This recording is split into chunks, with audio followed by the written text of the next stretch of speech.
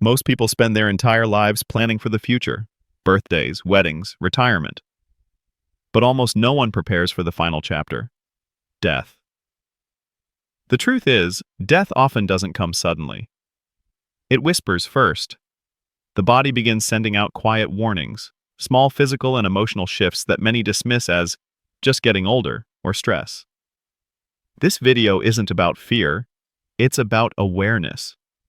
Because when we recognize these signs, we're not giving up. We're making peace. We're making space for dignity, clarity, and connection at the end. You'll learn 5 signs doctors, nurses, and hospice workers notice time and time again, signals that may appear weeks or even months before death.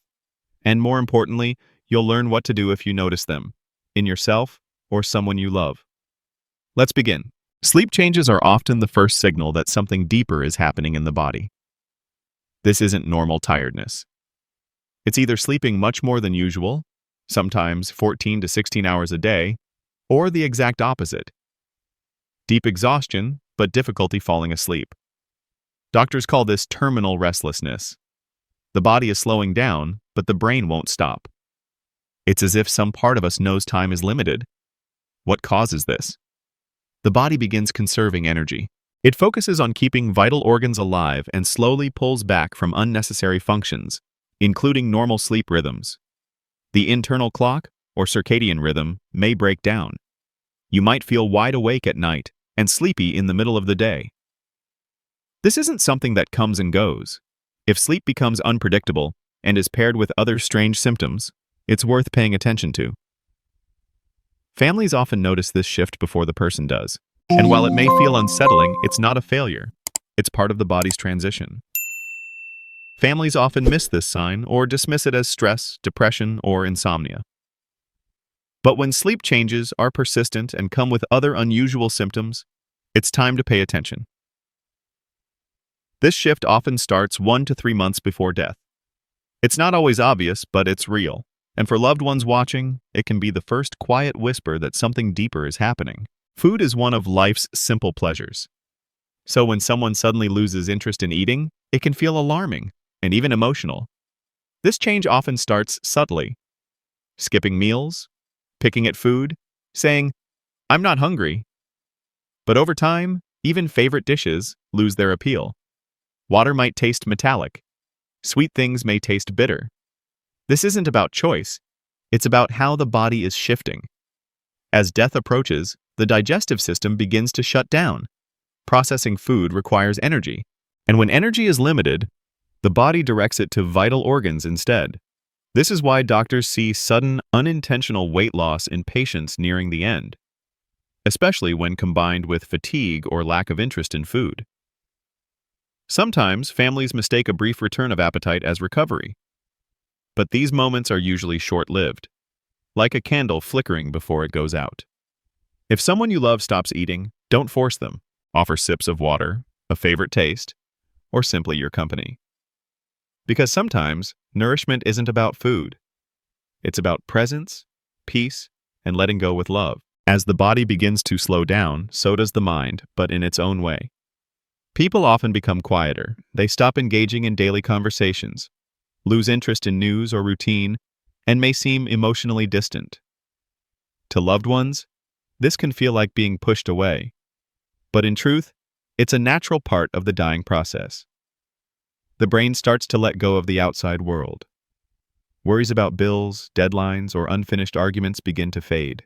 Instead, people reflect on childhood memories, long-lost relationships, or spiritual questions. Some speak of deceased relatives. Others have vivid dreams. They may even say things like, "They're waiting for me," or "I'll be going soon." These aren't signs of confusion. They are signs of transition. And just before the end, something profound may happen. A person who seemed withdrawn or confused might suddenly become clear, alert, and calm. This is known as terminal lucidity, a final moment of mental clarity. Families often see it as a miracle. In many ways, it is. It's the mind's way of saying goodbye. If you see this in someone you love, don't be afraid. Be present. Listen. Let them speak. because their final words may be more meaningful than you realize. As death draws closer, the body begins showing clear physical signs, many of which are visible, even to those without medical training. You might notice skin changes, especially on the hands and feet. Skin may appear mottled or patchy, often with a purplish or bluish tint. This happens because blood flow is redirected to the vital organs.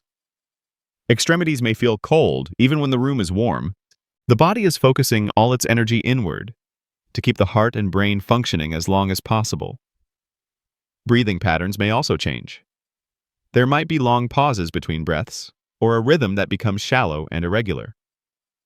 This is known as Cheney-Stokes breathing, and while it may sound alarming, it's a normal part of the body's gradual shutdown. Nail beds may turn pale or bluish.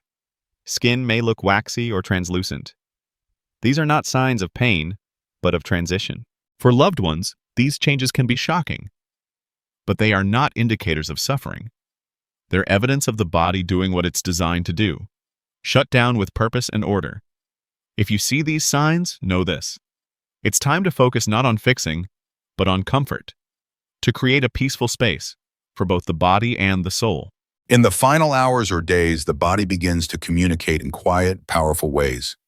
You may see small gestures, like reaching out into the air, whispering to someone unseen, or simply lying still with a deep calm.